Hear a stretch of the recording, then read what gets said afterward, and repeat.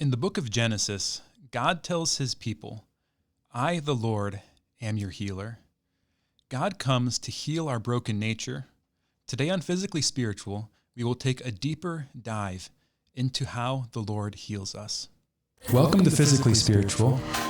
I have been amazed by how much growing physically healthier has changed my spiritual life. I am captivated with discovering the truth about my body and how it relates to my relationship with God. Physically Spiritual is my attempt to harmonize and share what I have discovered. I'm your host, Andrew Reinhart.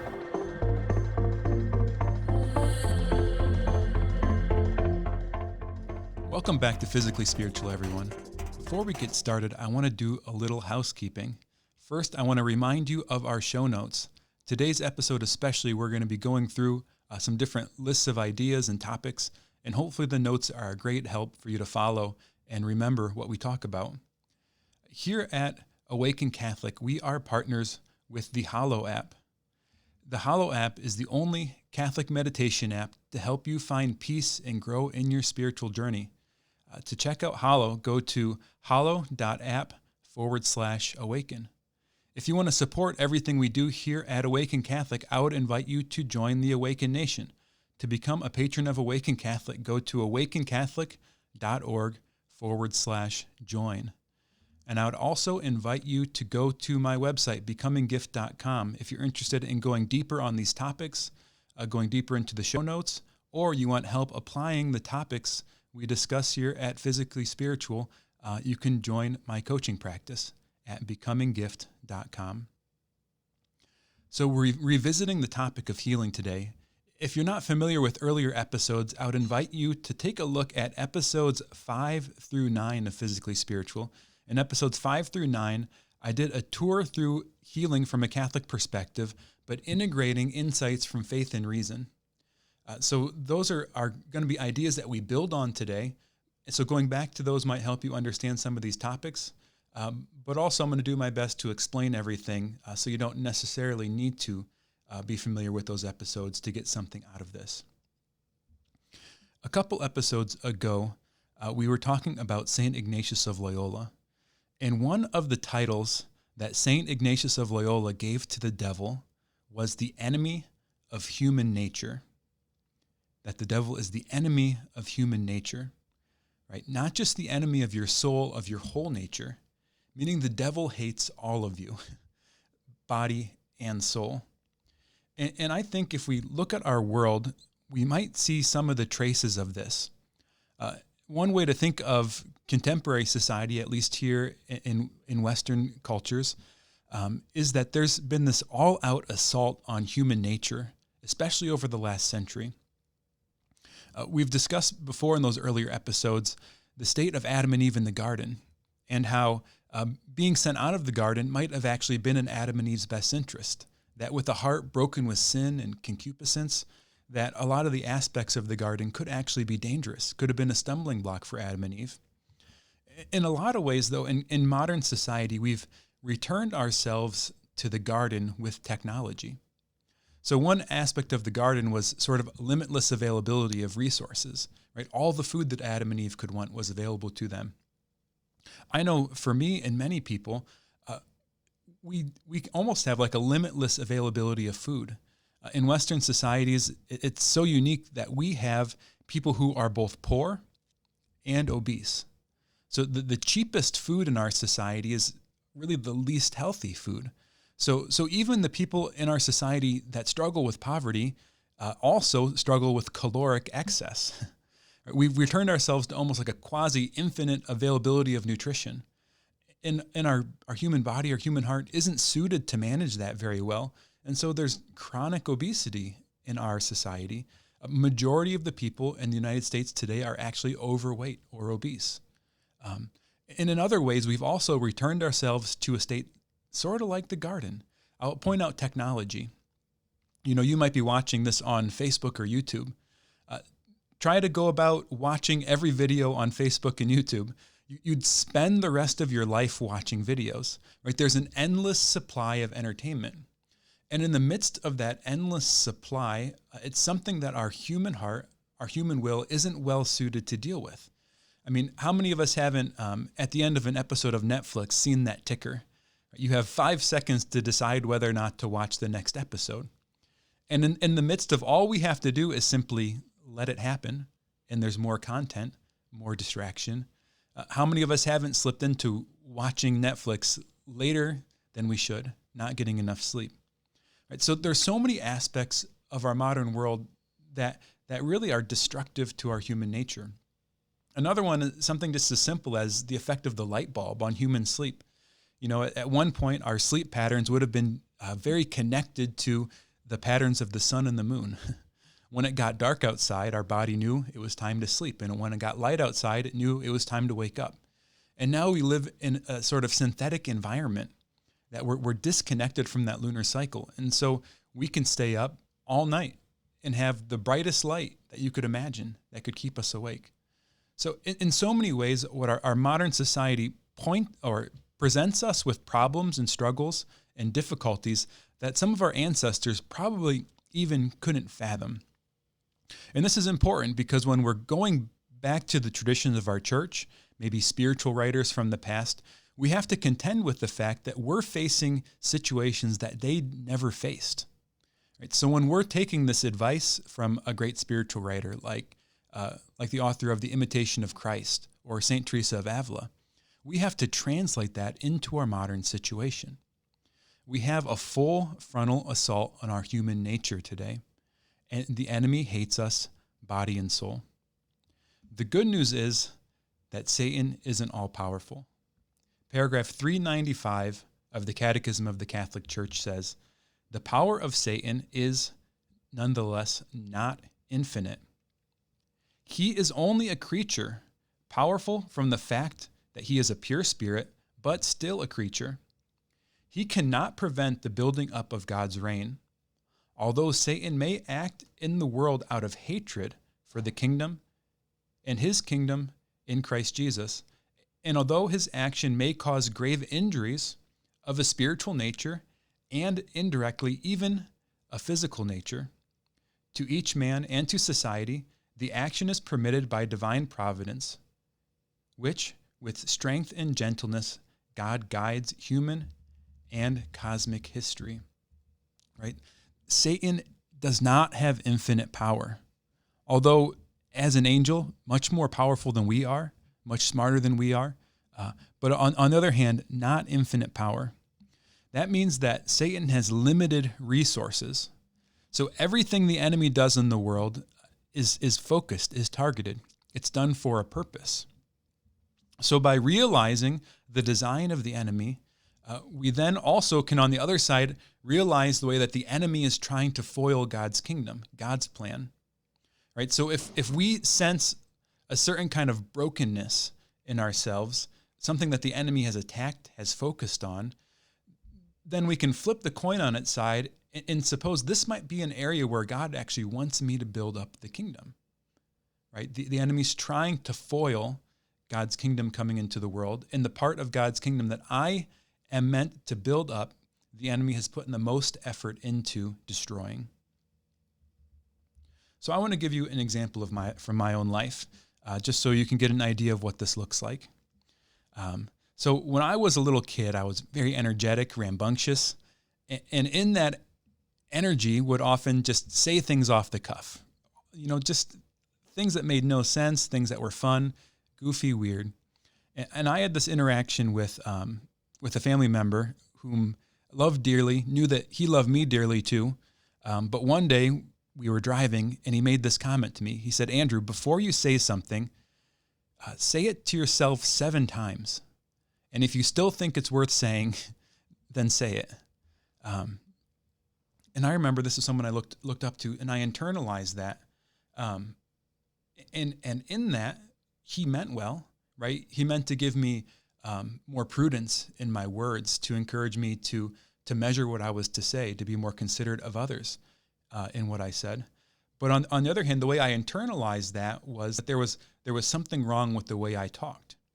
And in order to be accepted by others, in order to be loved by others, I had to filter, right? I had to say it to myself and make sure it was something worth saying, right? My words what the enemy then took that and pushed it in my heart. And what the enemy said to me in my heart was, your thoughts aren't worth saying. Right? So from that, although there was something very natural that happened, a loved one giving advice, well-meaning advice to another loved one, in my heart what happened was the enemy started a conspiracy to keep me quiet. Right? And I remember in grade school, I had friends that pointed out the fact that when I would say something, I would mouth it to myself after I said it. Right? So I would say something and then, right, that doesn't come over very well in the podcast, but if you're watching it, you would see I mouthed the words after I said them. And what I was doing was I was going through my words in my head over and over and over again, sort of anxiously poring over my thoughts to make sure they were worth saying. I was painfully quiet at times. I still can be, right? There's a natural disposition in me toward silence, toward thoughtfulness, right? So the enemy took that natural inclination, in a sense, pushed it over the cliff. And by doing that, trying to foil God's plan for my life. Because one of the primary things I do now, working for the church and doing a podcast like this, is I speak. I talk to people about God. And there's people from my childhood that are surprised by this. Because if you knew me throughout my childhood, you would have assumed I would never be doing anything like this. And it's true. It surprises me sometimes too.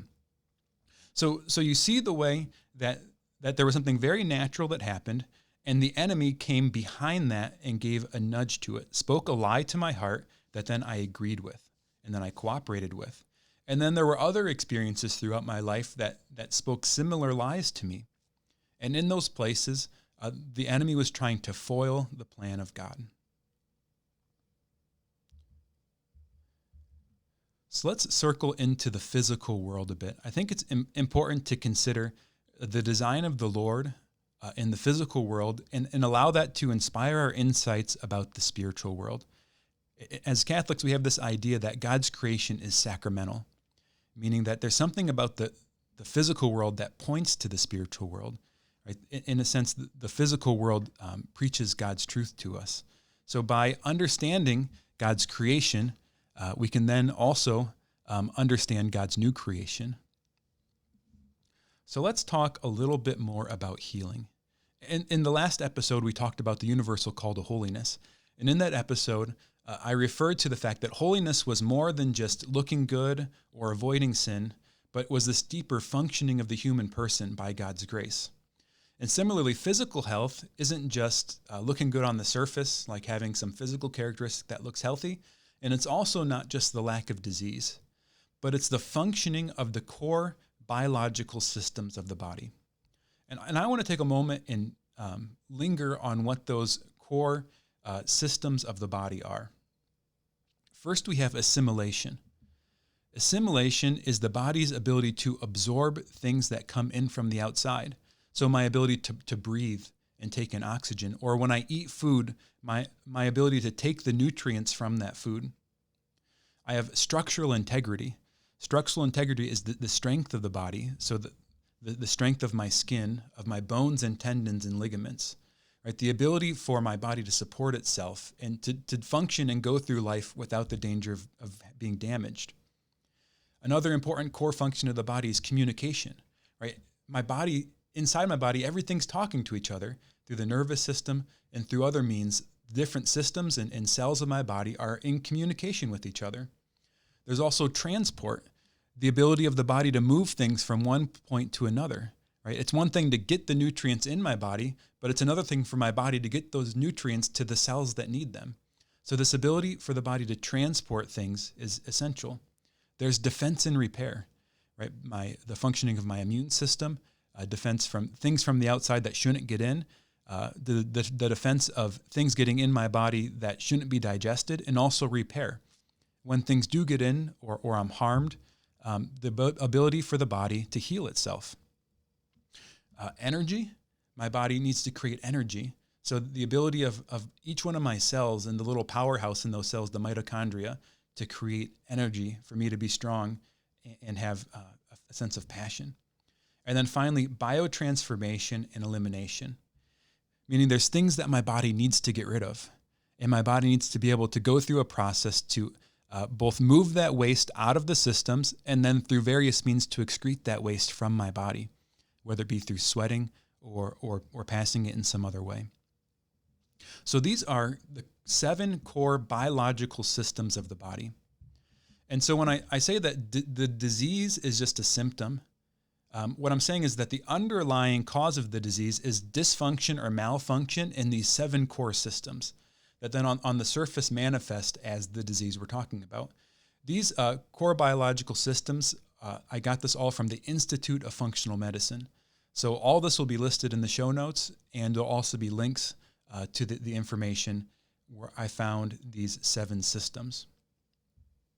So to illustrate what this looks like, I want to talk about a disease that's all too common in our society and talk a little bit about how dysfunction in these systems leads to the manifestation of this disease. I want to talk a little bit about what's sometimes called dementia or Alzheimer's disease. So this dysfunction in the brain. It's really a terrible condition where people, they lose their personality, they lose their identity. And it really is awful to watch a family member go through this. And one of the difficult things about these diseases that we struggle so much with in our society is they often have complex causality.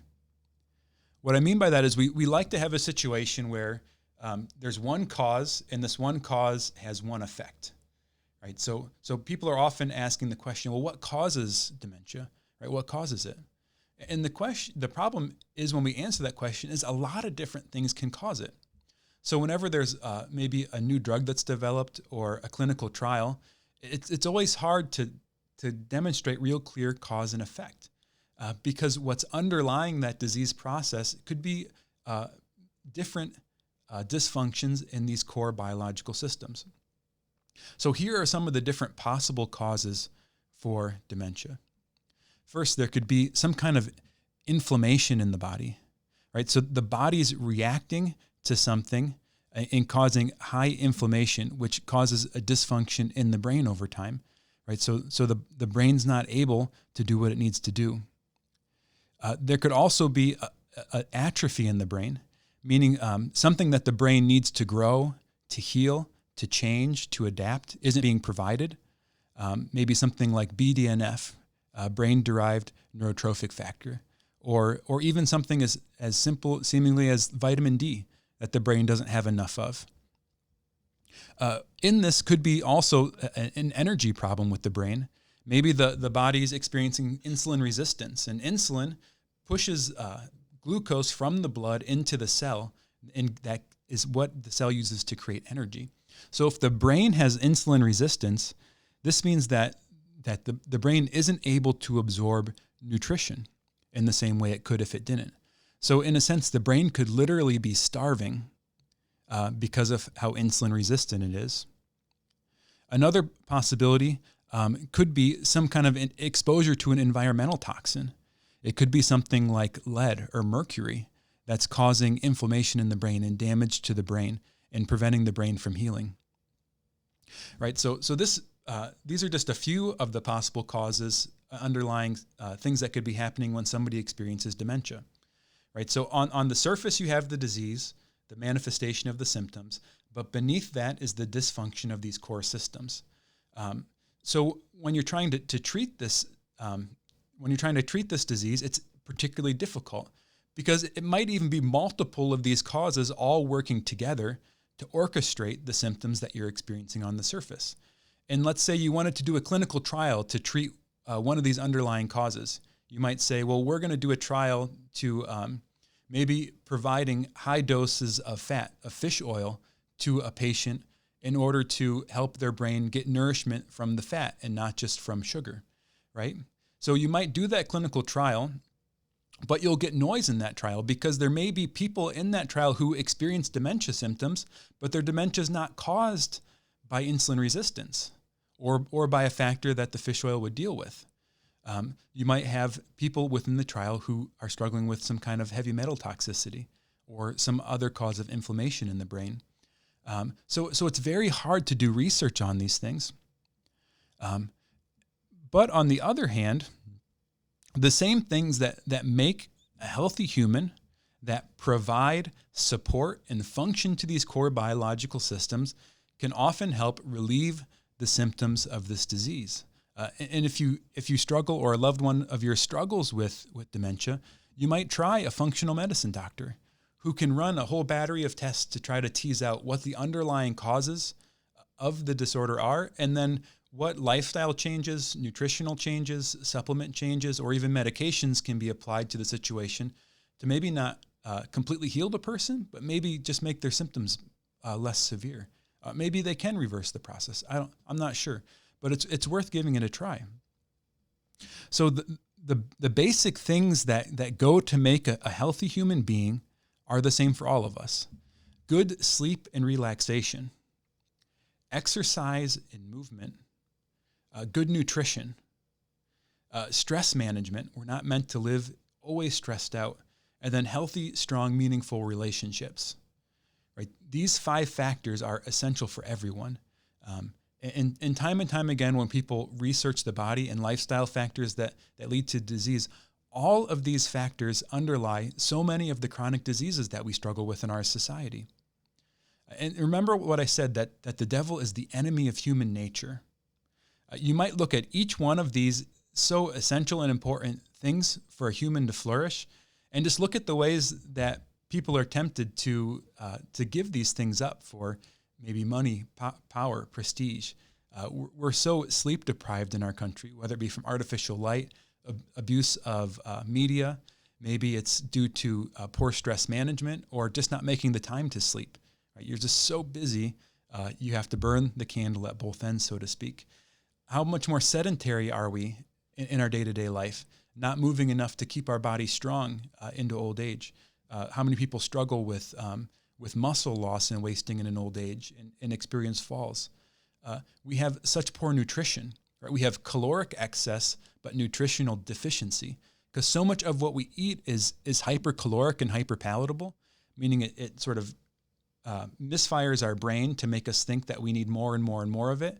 And as we eat more, all we're getting is more calories, but we're not getting all the essential nutrients we need, like fatty acids and amino acids, vitamins and minerals.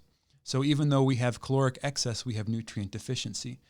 And we're all just so stressed out, right? Whether it be just the constant busyness of work, the extra stress that having a smartphone with you creates, of just always having it there, and people can get a hold of you at any time. Or for me, I feel it a lot when I'm driving, right?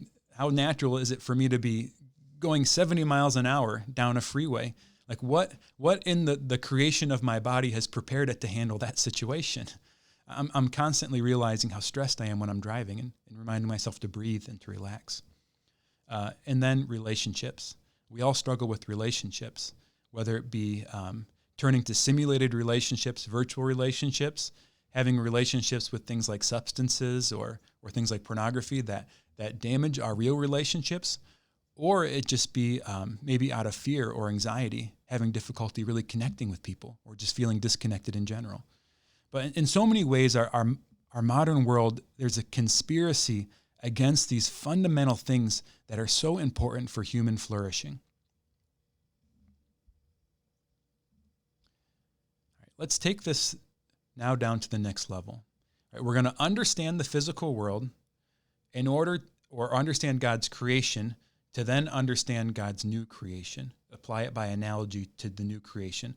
So we have these core biological systems of the human person, the dysfunction of which manifests disease, the function of which manifests health. So what are the core systems of the human person from the widest perspective? Meaning the human person as a body-soul composite, made in God's image and likeness. So the main faculties of the soul, when we look at the teachings of St. Thomas Aquinas and Aristotle, are the reason and the will, which he calls the rational appetite, and then the sensible appetite, which is broken down into the concupiscible, meaning our passions toward things that are attractive, and the irascible, our passions towards things that are difficult. So as a result of sin, St. Thomas Aquinas said that we experience dysfunction or brokenness on all 4 levels of the human soul. The reason, the mind becomes darkened. The will becomes weakened and turned towards what's evil. what's not good for us. We experience concupiscence, meaning there's this exaggerated passion toward what's pleasurable, right? It's toward an exaggerated way that's beyond what's healthy for us, right? We want the things that are attractive, the wrong time, the wrong place, with the wrong people, too much, not enough, etc., etc. This is concupiscence, this disordered attraction toward things that are attractive. And then finally, the irascible. We'll have weakness in the face of things that are difficult. And then we can go down through the other layers of the person, right? We're created in God's image and likeness as a communion of persons. So we're made to be in deep, meaningful, connected relationship. So what sin does is it breaks our relationship with others. It isolates us in fear. And then on the other hand, what we're called to is connection, to be truly in a life-giving communion with others. Then we also have the psychological part of ourselves, the psychological part that needs security, maturity, purity. But on the other hand, we end up being insecure and traumatized by so many things in life. And in that, then experiencing a lack of maturity in these places in us that are, in a sense, younger than our real age. And then finally, the physical part of us. And we've already talked a lot of what function looks like in that physical side of ourselves. So these are the core systems of the human person. The reason, will, the passions, the concupiscible and irascible, the relational part of us, the psychological, and the physical. So when we're experiencing holiness, wholeness, when we're experiencing health of the whole human person, we experience function at every level of this. We know the truth. We're able to do the good. Our passions are attracted to what's healthy for us in the right amount, the right type, the right place, so on and so forth. We have strength in the face of difficult things. We can face them with confidence. We're connected with others relationally. We're psychologically mature and secure. And then we have function in the body. And on the other hand, sin breaks all of this down. Like the devil is the enemy of human nature, meaning he is attacking all of this, right? He wants to deceive you with lies, and he wants you to be attracted and choose things that are bad for you, to choose things that are going to destroy you. Your passions are so exaggerated sometimes, they just demand that you do things that are not in your best interest, right? When things are difficult, you shrink in the face of those. You feel disconnected and separated from others. There's parts in you that are broken psychologically, and then your body is dysfunctioning, and you're experiencing disease and discomfort and pain and physically. So you see across the board, the Lord wants to be your healer, to order you from top to bottom in his image and likeness to your flourishing. And on the other hand, the devil is the enemy of your nature, wanting to destroy from top to bottom everything about you. So in closing, I want to circle back to my example. Right, there was this demonic conspiracy to keep me quiet, and also just on a natural level, maybe some words that weren't chosen the best or delivered the best from a loved one that I internalized. So when I heard those words, I believed a lie. Right, my lie was that my thoughts weren't worth saying. And I agreed with that and cooperated with it, right? I brought myself in alignment with that lie. So in my will, I was no longer free to express the truth that I knew, to express my heart, to express myself. So I was in this place of being bound and being silenced. So in my attractions, in my passions, the way I experienced the world around me, I became attracted to being quiet. Right? I became attracted to not speaking, even when I needed to speak. It was more attractive to me, as the saying goes, to be silent and thought a fool than to speak and remove all doubt. I also experienced difficulty and struggle being courageous when I needed to speak up. Right, when there was a situation where my words were needed, I would shrink, and I still do sometimes. This caused me to be relationally distant from others, to feel disconnected, to not be able to communicate my inner being, which I desired so much for people to know. Psychologically, I experienced this is sort of a minor kind of trauma in my life, a trauma of just ongoing messaging that, I wasn't worth listening to. So there's a part of me in my communication where the growth was kind of stunted, where I was kept quiet. And then finally, physically, this one is a little bit harder in this example, but there is really a trickle-down effect from these other dynamics that physically, one of the ways that this caused the struggle was physically you need to be connected to others in order to gain support, in order to deal with difficult things. And I became patterned to trying to deal with all my problems myself, right? So then I came up with all kinds of different ways to cope with the difficult things that I struggled with, right? I couldn't talk to someone about my problems and receive their encouragement and share what was really going on inside of me. So I turned to things like food. I misused my sexual instincts for lust. I turned to things like video games and television to numb myself out, right? And so it caused all of this dysfunction in my body. And I have to be honest with you, I'm still being healed in this place. Every time I prepare one of these podcasts, that little voice is still in my heart, right? This isn't worth saying. No one's going to find this helpful, so on and so forth. And I have to reject that lie in Christ's name. So this is where we're headed in the next few episodes. We're going to go deep into function, into how to find function from top to bottom in the human person with God's grace, with God's healing.